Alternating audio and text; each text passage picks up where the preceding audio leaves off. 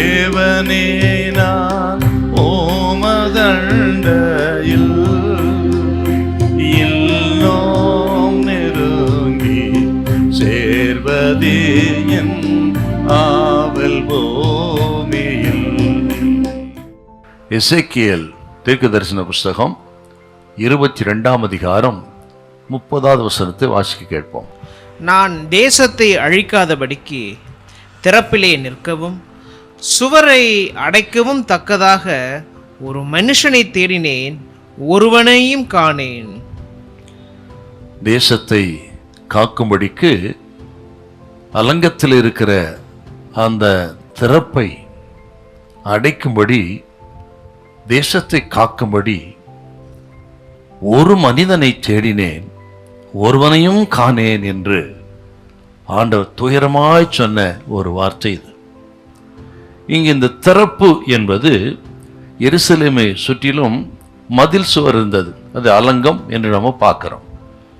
அந்த அலங்கத்திலே காணப்படுகிற ஒரு திறப்பை தான் இந்த வார்த்தை சொல்லுகிறது.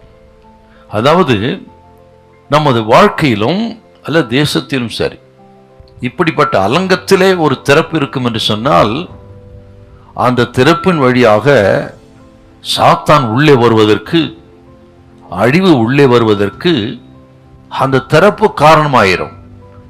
ஆகவேதான் அந்த அடைத்து தேசத்தை பாதுகாப்பதற்கு ஒரு மனிதன் இல்லையா என்று ஆண்டவர் தேடுறாரு. ஆகவே இந்த திறப்பு என்பது மிக ஆபத்தான ஒன்று. தேசமே அழிந்து போகக்கூடிய ஆபத்து அங்கே இருக்கிறது. அதுதான் அப்படி அழியக்கூடாது என்பதற்காக தேடுறாருங்க. வேதாகமத்தில் பார்த்தீங்கன்னா எத்தனையோ தேவ மனிதர்கள் இப்படி தேசத்தை, தேவ ஜனத்தை இப்படிப்பட்ட அழிவு வந்து அடித்து விடாதபடி, நியாய தீர்ப்பு வந்து அடித்து விடாதபடி, அல்ல சாத்தான் நுழைந்து அடித்து விடாதபடிக்கு இப்படி திறப்பிலே நின்ற தேவ மனிதர்கள் குறித்து வேதத்தை நிறைய நம்ம பார்க்கிறோம்.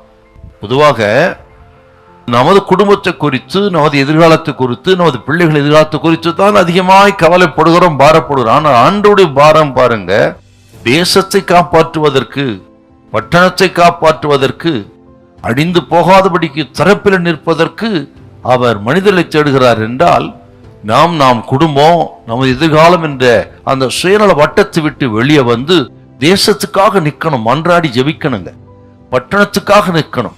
இன்றைக்கு பட்டணத்தை, தேசத்தை இந்த புதிய கலாச்சாரங்கள், இந்த புதிய நாகரிகங்கள், மேல்நாட்டு கலாச்சாரங்கள் எல்லாம் சீரடித்து கொண்டிருக்கிறது. அப்படிப்பட்ட நேரத்தில் தேவஜனம், கர்த்தருடைய பிள்ளைகள் நாம் தான் தேசத்துக்காக ஜெபிக்கணும், பட்டணத்துக்காக மன்றாடி ஜெபிக்கணும்.